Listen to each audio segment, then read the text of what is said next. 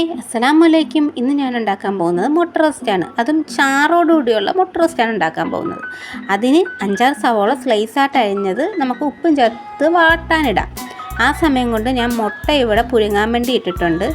അപ്പോൾ സവോള നന്നായിട്ട് വാടി വരുമ്പോൾ അതിനകത്ത് ഒരു തക്കാളി ചെറുതായിട്ട് അരിഞ്ഞത് ചേർത്ത് കൊടുക്കാം. അപ്പോൾ തക്കാളി നന്നായിട്ട് വേകണം കേട്ടോ. അപ്പോൾ അതിന് വേണ്ടി നമുക്ക് കുറച്ച് സമയം മൂടി വെച്ച് തന്നെ വേവിച്ചെടുക്കാം. തക്കാളി ചെറുതായിട്ട് വെന്ത് വന്നിട്ടുണ്ട്. അപ്പോൾ അതിനകത്തോട്ട് ആവശ്യമായ കറിവേപ്പില ചേർത്ത് കൊടുക്കാം. അതിനുശേഷം ഇതിനാവശ്യമായ മസാലപ്പൊടികളൊക്കെ നമുക്ക് ചേർത്ത് കൊടുക്കാം.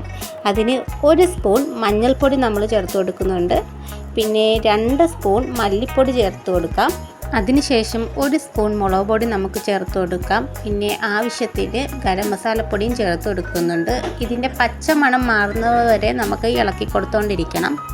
കുറച്ച് ഉപ്പും കൂടെ ഞാൻ ചേർത്ത് കൊടുക്കുന്നുണ്ട്. വാട്ടിയപ്പോൾ ഇട്ടതാണ്, പക്ഷേ ഇച്ചിരി ഉപ്പിൻ്റെ കുറവും കൂടെ ഉണ്ടായിരുന്നു. അതും കൂടെ ചേർത്ത് കൊടുക്കാം. അത് നന്നായിട്ട് ഇളക്കിയതിന് ശേഷം ഇതിനകത്ത് ആവശ്യമായ വെള്ളം ചേർത്ത് കൊടുക്കണം. വെള്ളം ചേർത്ത് നന്നായി തിളച്ച് കഴിഞ്ഞിട്ട് നമുക്കൊന്ന് മൂടി വെക്കാം.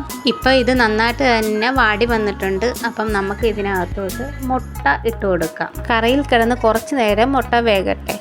അങ്ങനെ നമ്മുടെ മുട്ട റോസ്റ്റ് ഇവിടെ തയ്യാറായിരിക്കുകയാണ്. അപ്പം വീഡിയോ ഇഷ്ടപ്പെട്ടെങ്കിൽ ലൈക്ക് ചെയ്യാനും ഷെയർ ചെയ്യാനും സബ്സ്ക്രൈബ് ചെയ്യാനും മറക്കരുത്. Okay, thank you.